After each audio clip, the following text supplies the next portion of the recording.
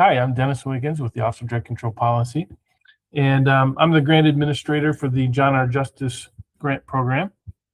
The John R. Justice Grant Program is a loan repayment program for prosecutors and public defenders. It's a small grant program for the state of Iowa. And eligible applicants, as I mentioned, are prosecutors and public defenders. One quick caveat, the eligibility for defenders does not extend to folks who are doing public defense work in private practice. The eligibility list and details are available in the application instructions, and I won't go through all of those, but you'll want to make sure before you make an application that you're fully eligible. You have to be a full-time employee, and you have to be working at least 30 hours a week doing either public defense or prosecution.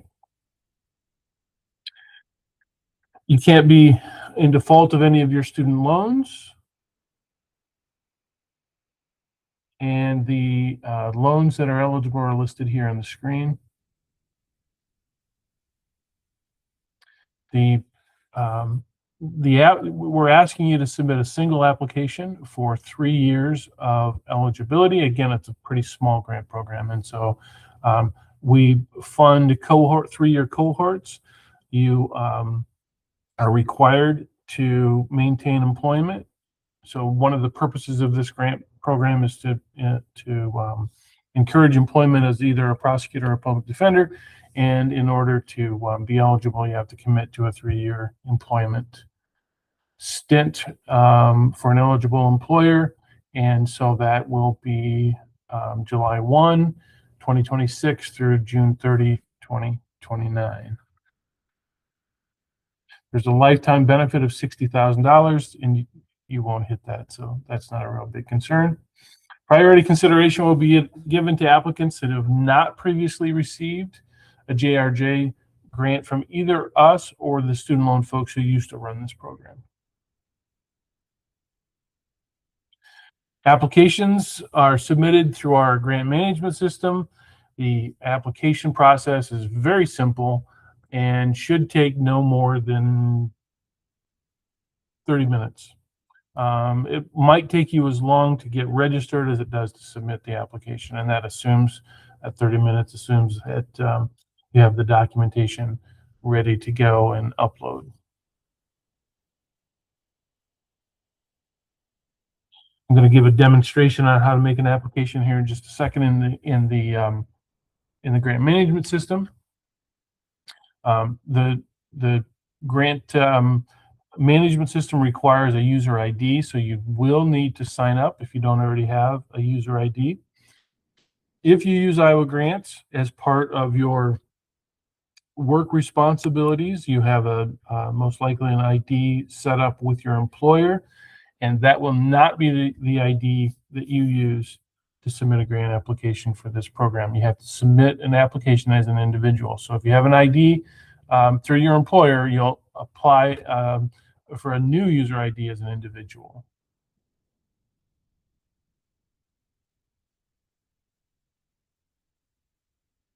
Applications will be ranked on leasability to repay your loans.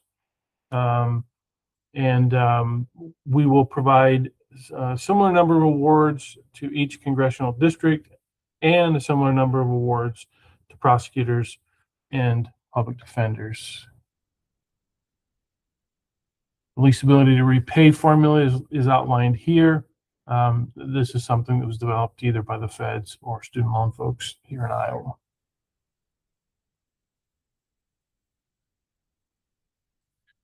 And let me go. I'm going to stop sharing my screen.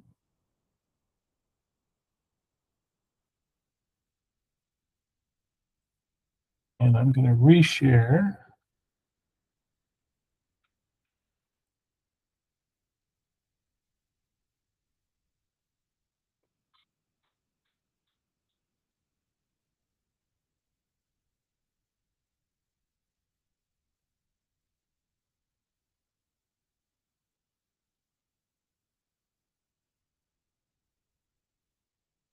grant system. So in the Iowa grant system, the first page you'll come to when you go to www.iowa.grants.gov is the homepage. And there are instructions listed right here to register for a new user ID. It's not a difficult process, but it is persnickety. So you'll want to download these instructions and follow the instructions to register in the grant system. Now, I'm already registered, so I'm going to go in and do a quick demo.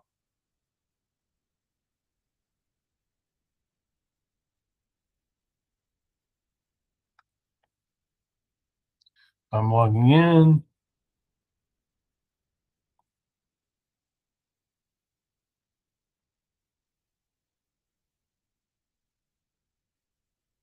And you'll look for the funding opportunity. And I happen to know that the funding opportunity is number 666754. So I'll sort by that.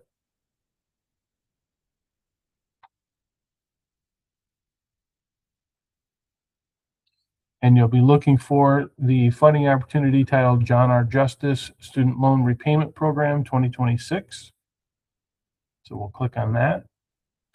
Now, when you get here, it'll give you a brief description of what the grant program is, what the offering is, and who's eligible. And then at the bottom, there are a couple of things you'll want to pay attention to. One are attachments. Now, I can't add the instructions to the attachments until I've completed this task because I'm going to put a link in the instructions to this video. But there will be an additional line here under the attachments for application instructions. And that'll include all of the eligibility requirements and all of the details you need to know to make an application. So that'll be here. It's not listed here at the moment, but it will be listed here, along with the required release of information and the service agreement form that you have to attach to your application. So there'll be a couple of places you can download this from. This is probably the easiest place to get to it. So again, we're in the funding opportunity. We selected the funding opportunity, John R. Justice, and then we scroll down on the first page here to the attachments. And so the documents that you'll need to upload, two of the three sections that you'll need to upload are listed here. And if you just click on this, it'll download the release of information, and the same for the service agreement. Now, you have to have a service agreement for each of the 3 years of eligibility. We have in pocket 2 years of funding, 2 of the 3 years of funding for this grant that you're applying for. And so we can only put the first 2 in the application, and we'll ask for the 3rd service agreement for the 26 contract period or award period. We'll ask for that at a later date.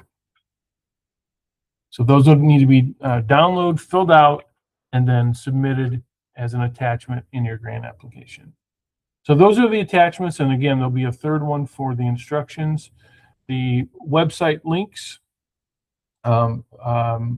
might be helpful to you, and one of those links is a link to the Office of Drug Control Policy, and we'll post these attachments there as well as the instructions as well. So once you've decided that you want to make an application, then you'll click Start New Application. And again, you have to be registered before you do this. And you'll put in the application title, and I would suggest using your name.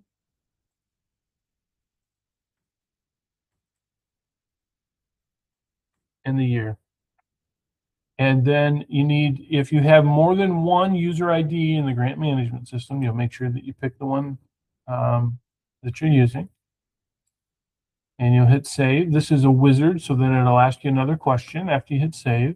And if you're a member of, again, more than one organization, so if you have a user ID with your employer, you'd have the organization, your employer, and then now you've registered for an individual account, so you'd pick your individual account in this case, and you'd hit save. And then it asks if you want additional contacts, and you probably won't, so you'll hit save again. And that's the wizard to start your grant application. Now, once you've started an application, there are a series of, let's see, 2, 4, 6, 8, 9 forms, it looks like. And you'll have to click on each of those, complete the forms, save it, mark it as complete. And once you've done that, you'll get a little green arrow. So that wizard that we just completed the general information for us, and it marked it as complete. So the next thing we'll do is we'll click on applicant information. We'll fill this form out, and I'm not going to take the time to do that. If it's in red, it's a required field. And when you're done filling out this form, you'll hit the save button. And if you've completed all of the fields that are required, then you'll get a little button here that will say mark as complete. It'll be in orange, and you'll hit mark as complete. I'm going to leave this form. Go back here to the list. And so if I had taken the time to fill out that form, we'll fill out another one here in a minute so you can see the whole process. But this is a longer form, so I didn't want to take the time to do that. So when you filled out this form and you marked it as complete, you'll have a check mark here. So I'm going to click on the next form.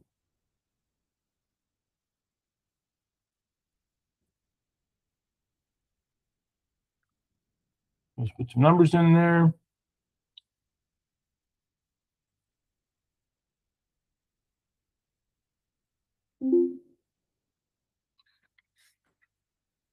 And we'll save it.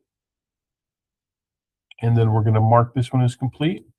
It'll take us back to our list of forms, and you'll notice the one that we just completed, saved, and marked as complete is now marked as complete. Once you've completed all of these forms, mark them as complete. You'll have check marks for each of them. There'll be another link here that will say submit. So once you've completed the application forms, mark them as complete, then you'll be able to submit. Now, I want to show you a couple of more things. So we have 4 forms that are just simply attachments. So the first one is the loan documentation, and this works just like a email attachment. So you'll click add new attachment. You'll drill to your computer where you have your loan documentation. I'm just going to click, it doesn't matter for this. I'm just going to click one of the fields here, or one of the files here. And we'll say loan document.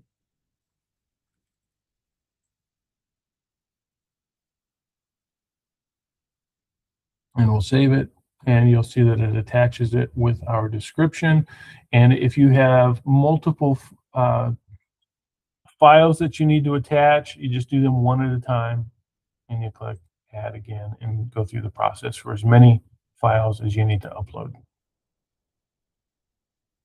All right, so now I'm going to go back to the application list. And by the way, all of the forms that we see across here are the same forms that you see down here. So once you enter into one of the forms, you can toggle back and forth between the other forms up here. Okay, so then the next attachment is the service agreement, and again, we can grab that from the funding opportunity, download it, fill it out, resave it, put it on your computer, and then you'll attach it here. Same thing for the release of information.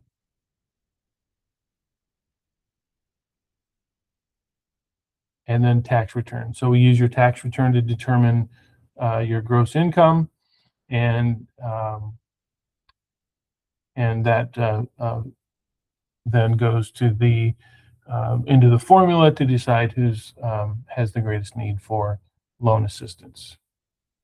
So that's it. Again, the application really shouldn't take you more than 30 minutes to complete. The eligibility requirements are detailed in the application instructions, and the grants are due on June 30. And I want to make sure that you know, gotta stop sharing my screen again. I want to make sure that you know how to get a hold of me for questions.